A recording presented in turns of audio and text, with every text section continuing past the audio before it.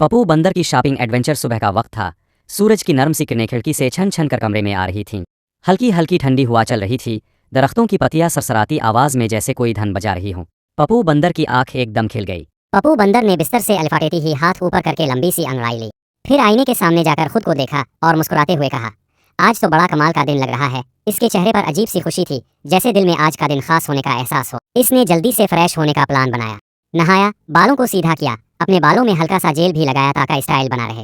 फिर अपनी अलमारी से वही पसंदीदा शर्ट निकाली जिस पर प्यारे प्यारे केले बने हुए थे। ये शर्ट इसको हमेशा खुश कर देती थी। बैग कंधे पर डाला, जूते पहने और कैमरा ऑन करके व्लॉग की शुरुआत की।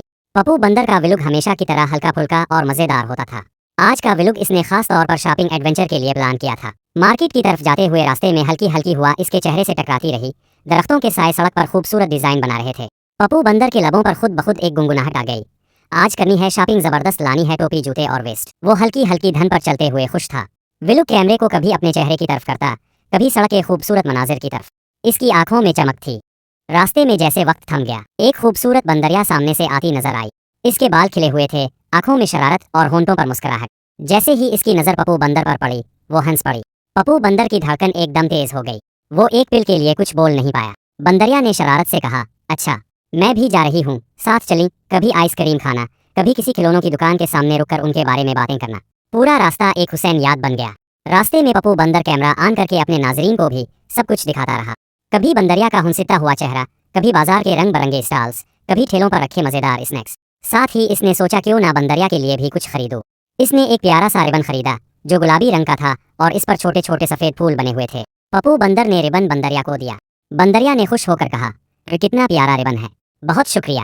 फिर दोनों ने व्लॉग के लिए एक सेल्फी भी खींची। पप्पू बंदर ने कैमरा सामने करके कहा, इस लम्हे दोनों की आंखों में एक चमक आ गई।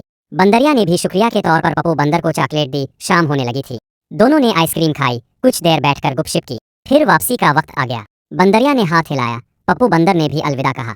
दिल में अजब सी खुशी और यादों का तोहफा लेकर पप्पू बंदर घर की तरफ रवाना हुआ। और रास्ते में पप्पू बंदर सोच रहा था कि बाज़ औकात शॉपिंग की खुशी चीज़ों की नहीं, उन लम्हात की होती है जो दिल को हमेशा याद रह जाते हैं। अगर आपको मेरा पहला व्लॉग पसंद आया हो तो लाइक करें, सब्सक्राइब करें और शेयर करना ना भूलें। आपका अपना पप्पू भाई मिलेगा अगले व्लॉग में।